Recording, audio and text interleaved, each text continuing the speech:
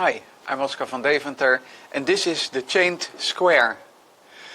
Chained square was triggered by my experiments with ball chain, which you may have seen in earlier videos.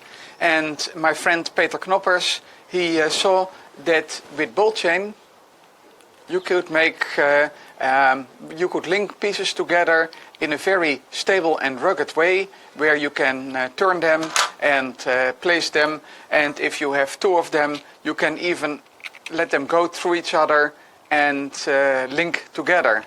So this was a fascinating mechanism, and I started experimenting with the mechanism. So obviously I needed to make my own version, which worked well. Well, Peter gave me the recipe, so they go together. And then obviously the design challenge was, what should we make? It should be a square, how would it work? So there the prototyping started. So my first prototype is this one. You see it's very colorful, it has numbers. That was mainly to help myself understand, so I could very easily identify solutions. And of course I had my intended solution, but unfortunately there were also several other solutions that were even easier to find. So this is a failed prototype.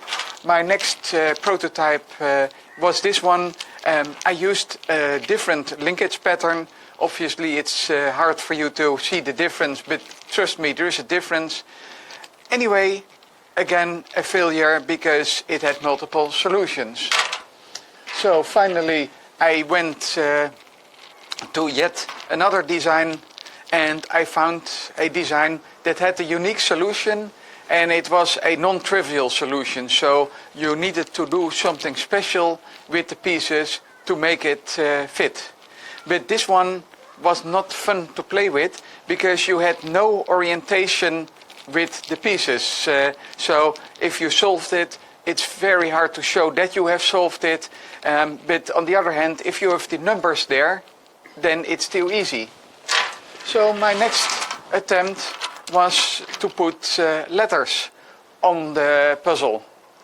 And I put all the capitals on the top and in the same orientation. And again, that was a mistake.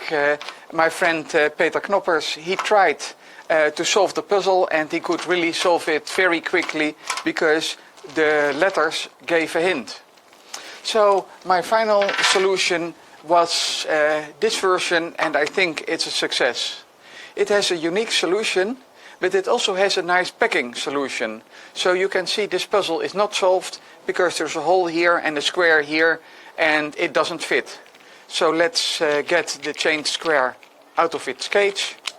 And you saw I made the cage for it because just the puzzle scrambled is a mess. So you want to show it in the solved position.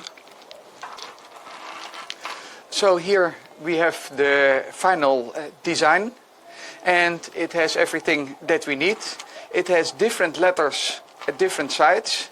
The letters don't give any clue which one should be on top in which orientation, but the letters give a very good indication that when you have solved it, you can show the solution, and you can also show it to say, like, okay, you need to solve it by putting A here and B there.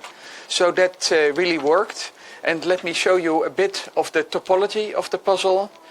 All the pieces with the letter, they have 3 chains, and all the pieces without the letter have 2 chains. And so the whole thing forms a tetrahedral geometry, and yeah, it has a unique solution that is non-trivial. And that starts my question to you. The puzzle is non-trivial and it has this weird geometry. So how would you approach solving this puzzle? Thank you for watching.